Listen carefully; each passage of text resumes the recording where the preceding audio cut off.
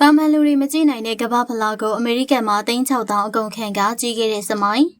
တို့နေထိုင်တဲ့အမေရိကန်ကတန်မိုးကြီးဆိုင်အင်ကြီးကိုဘန်ကနေသိမ်းလိုက်ပြီးအရင်လုံးမချမ်းသာတော့ပဲမွေးသွားပြီဆိုတဲ့ကောလာဟလတွေပြန့်နှံ့ခဲ့ပါတယ်။ဒီသတင်းကြောင့်သူမကိုကြည့်မရတဲ့သူတွေကကြွားသမျှတော့ဇက်သိမ်းသွားပြီဆိုပြီးတော့မျိုးစုံဝိုင်းဝန်းလှောင်ပြောင်ခဲ့ကြတာပါ။ဒါပေမဲ့အမေရိကန်မှာကြီးကြီးတဲ့ချမ်းသာတဲ့စမိုင်းကတော့ဒီလိုလေကန်နေတဲ့ဝေဖန်မှုတွေကိုလိုက်လွှင့်ပြီးတော့အသေးအလဲဖြည့်ရှင်းနေတာမျိုးမလုပ်ခဲ့ပါဘူး။အဲ့ဒီအစားတာမန်လူတွေလုံးဝမကြည့်နိုင်တဲ့အမေရိကန်ကမ္ဘာဖလားဘောလုံးပွဲကြီးကိုမြန်မာငွေ3,600,000နီးပါးအထိအကုန်ကျခံပြီးတော့မိသားစုလိုက်တော့ရောက်ကြည့်ရှုခဲ့ကအကောင်းဆုံးတုံ့ပြန်လိုက်ပါတယ်။ကမ္ဘာဖလားပွဲရဲ့ရိုးရိုးတန်လက်မှတ်တစ်ခုတောင်ဒေါ်လာထောင်ချီပေးရတဲ့အချိန်မှာသူမတို့မိသားစုကတော့ကွင်းရဲ့အကောင်းဆုံး VIP အထူးတန်းကနေစိမ်းကြကြသွားရောက်ကြည့်ရှုခဲ့တာပါတကယ်လို့သာအင်ကြီးအပေါင်ဆုံးပြီးတော့မွေးနေတယ်ဆိုရင်ဘယ်သူကများဒီလောက်3,000ချီအကုန်ကြားခံပြီးတော့ဘောလုံးပွဲကိုအထူးတန်းကနေသွားကြည့်နိုင်ပါမလဲဒါဟာသူမကိုမွေးပြီလို့သတင်းလွှင့်တဲ့သူတွေကိုဒေါသတကြီးပြန်မတုံ့ပြန်ပဲ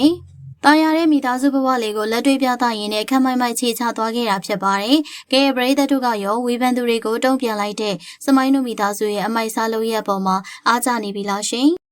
22နှစ်ကြာမှဖလားရတဲ့အာဆင်နယ်ကိုဂုဏ်ပြုသောအဖြစ်3,000ချီအကုန်ခံကအငိမ့်ကမဲ့မင်းသမီးဝင်းတပြေထုံးအင်္ဂလန်မှာဖလားရတဲ့အာဆင်နယ်ကိုမြန်မာနိုင်ငံကနေဂုဏ်ပြုလိုက်တာကတော့အငိမ့်မင်းသမီးကြီးဝင်းတပြေထုံးမှာဒါကြောင့်လေလူတွေကအထူးသဖြင့်မန်ယူဖန်တွေကလှောင်နေကြပါတယ်အငိမ့်မင်းသမီးဝင်းတပြေထုံးကတခေတ်တခါကမြန်မာနိုင်ငံရဲ့နာမည်ကြီးအငိမ့်မင်းသမီးတစ်လက်ပါမင်းသမီးဝင်းတပြေထုံးဟာရုပ်ကလေးကလည်းချောအကကလည်းကောင်းတာဖြစ်ပါတယ်အခုနောက်ပိုင်းမှာတော့မင်းသမီးဝင်းတပြေထုံးကထိတ်တန်းတထေးကြီးတယောက်နဲ့လက်ထပ်ပြီးတော့ရုပ်ရှင်ထုတ်လုပ်ရေး producer အဖြစ်ရပ်တည်နေတာပါဝင်းတပြေထုံးတို့ဇနီးမောင်နှံကအင်္ဂလန် Premier League ကလပ်အာဆင်နယ်ကိုအားပေးကြတာဖြစ်ပါတယ်အားလုံးသိကြတဲ့အတိုင်းပဲအာဆင်နယ်ကဒုတိယလူစီတူလွင်အဖြစ်ကနေနှစ်တွေအကြာကြီးနေပြီးမှဒီနှစ်တော့ဖလားရသွားခဲ့ပါတယ်။အာဆင်နယ်ဖလားရအပြင်မှာအာဆင်နယ်ပရိသတ်တွေကလေတိုက်ကြဖုန်ထကြတာဖြစ်ပါတယ်။ဒီလိုမျိုးအာဆင်နယ်ဖန်တွေထဲမှာအနုပညာရှင်တွေလည်းပါတာပါ။